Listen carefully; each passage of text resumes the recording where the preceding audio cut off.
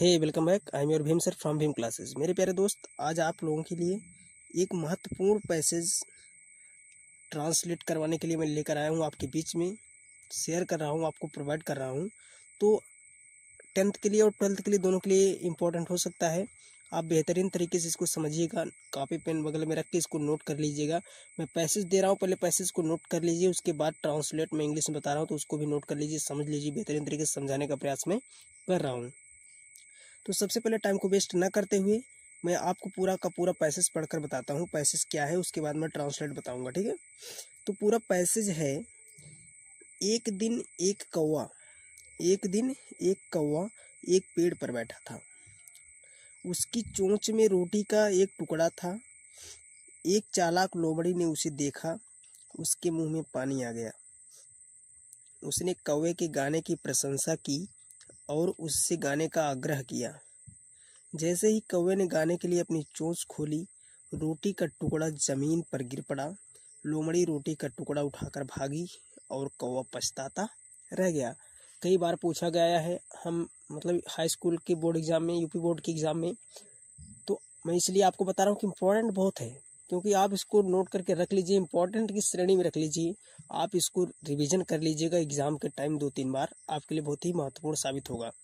तो मैं चलता हूँ, आपको आपकी ट्रांसलेट की तरफ ले चलता हूँ आपको। चलिए देखते हैं, पहला पैसेज पढ़ते हैं। पहले पैराग्राफ को देखते हैं थोड़ा। एक दिन एक कौवा एक पेड़ पर बैठा था। एक दिन एक कौवा एक पेड़ पर बैठा था। इसकी इंग्लिश बनाएंगे हम। वन डे मीन्स एक दिन। अ क्रो वाज सिटिंग, एक कौवा बैठा था।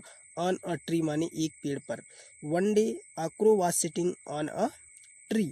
उसकी चोंच में रोटी का एक टुकड़ा था। उसकी चोंच में अर्थात उसके पास ही था ना, तो उसको कहेंगे इंग्लिश में had a piece of bread. Had a piece of bread in its beak. उसकी चोंच में रोटी का एक टुकड़ा था। Had a piece of bread in its beak. आगे देखिए, एक चालाक लोमड़ी ने उसे देखा।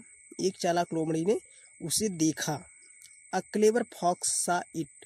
अ क्लेवर फॉक्स सा इट मतलब कि एक चालाक लोमड़ी ने उसे देखा। फिर क्या हुआ, उसके मुंह में पानी आ गया।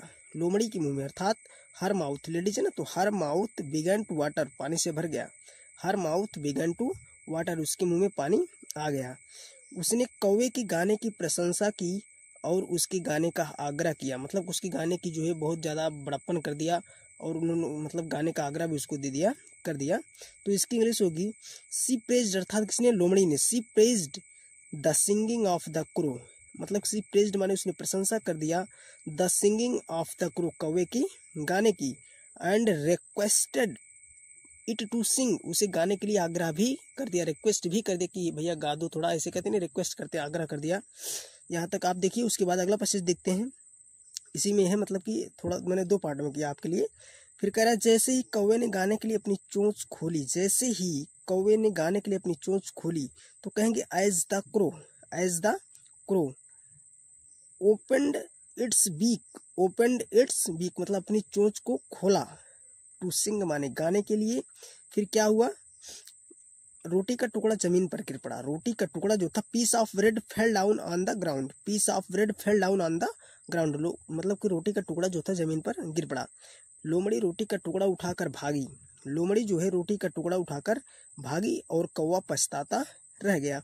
कह रहा है द फॉक्स रन अवे, लोमड़ी भागी। Taking the piece of bread मतलब रोटी के टुकड़े को लेकर, रोटी के टुकड़े को लेकर